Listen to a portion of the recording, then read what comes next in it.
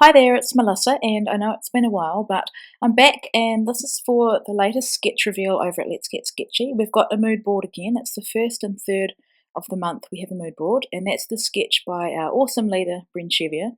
I just love her sketches so much, and what I used was last year's, I think it was November hip kit, and it had a lot of Christmas themed product in it. And to be honest, I had a really hard time using it. Now, I'm not sure why. It could have been because I find that in November I really struggle to scrapbook Christmas holiday themed layouts. But I put it aside. I'd actually put some of our snowboarding and skiing photos in with it, and I didn't even scrap them. So this time, though, I was pleasantly surprised to find that it worked really well. It worked perfectly with the mood board, and I'm being a bit cheeky, but there is a pinky coloured tone in that mood board, and I'm really pulling that into the layout. So I'm really focusing on the greys, a bit of black, pink, and some red. So here I'm just cutting that banner, and what I've done is I really wanted to scrap this photo. It's from 2012, and it's my oldest too, before our little one was even in my tummy. And so the sketch showed for a landscape photo, but I really wanted to scrap this portrait photo. So I'm making the sketch work for me by rotating it to the left. And so I'm also using it as a starting point for this layout because, as you'll see, I didn't want my layers to go onto the right side of the photo.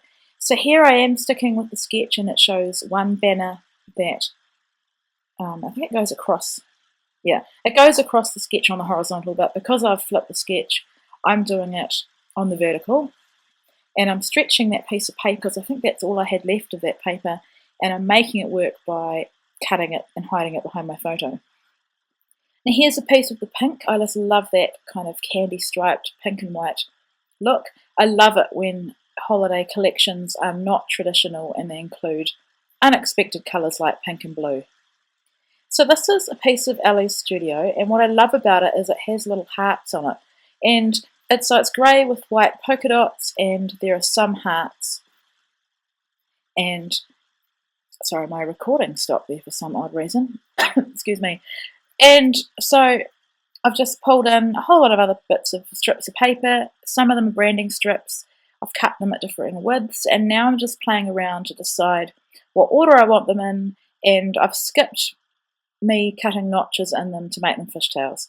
So I did think about having them completely skewed, but in the end, at this point, I still thought that the layers would go onto the right side of the photo, so I've stuck them down just completely evenly as much as I can horizontally.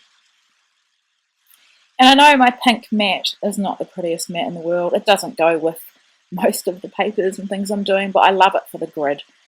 So now I'm finally sticking my photo down, and I'm just using that grid for a guide just to make sure that I get it even, because I do find that when things are straight lines, horizontal and vertical, you do want to make sure it's straight, and the grid is the best way to achieve it. Now I'm cutting that branding strip off the bottom. The reason I'd left it till now was because I did consider leaving it at the bottom.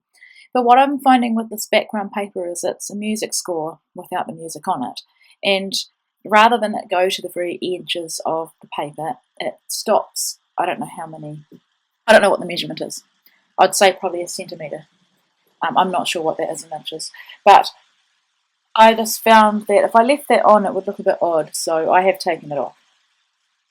And now I've got this pink branding strip, and I'm not sure what paper it comes from, but it probably is Ellie's Studio because it is a similar tone, and I love it. And I'm just deciding to put it on the right. And I think it balances up the space that is predominantly empty on that side. So the sketch showed a tag, and if I was following the sketch exactly, the tag would come down from above. But I'm liking the way it looks tucked into or underneath that branding strip.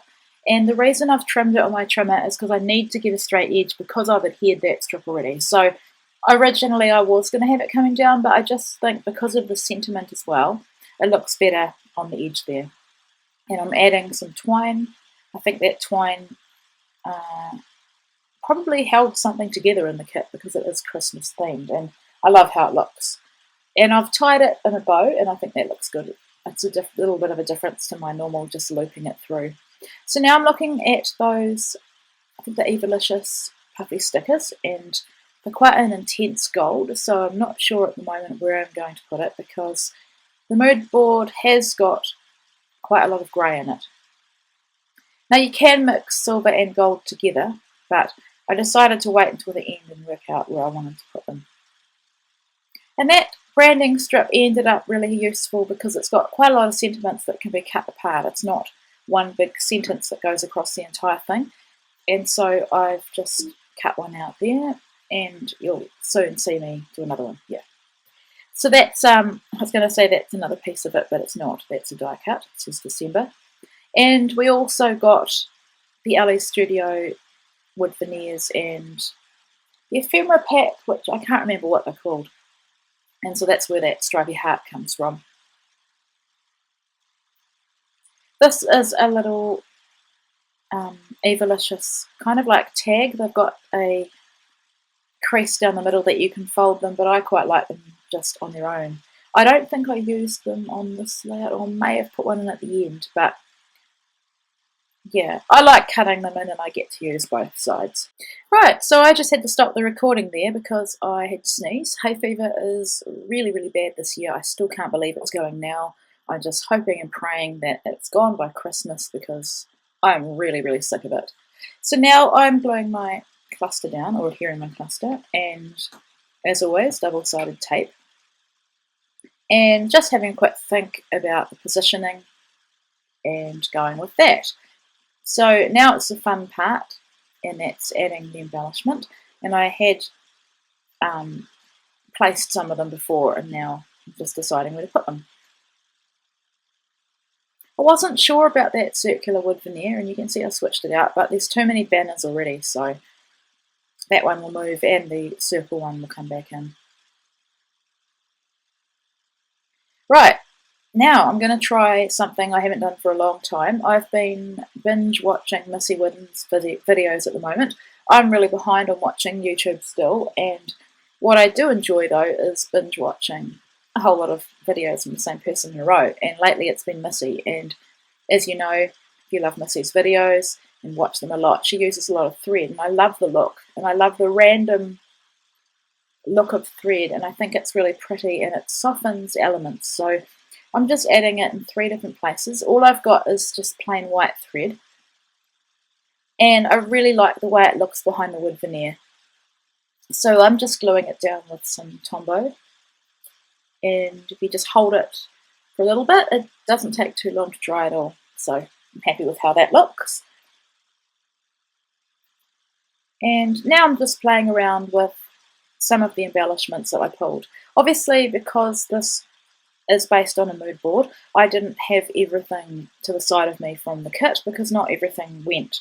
I think there's quite a lot of blue in this kit as well, so I've pulled all of that out, and I've really just focused on the pinks and reds and the greys.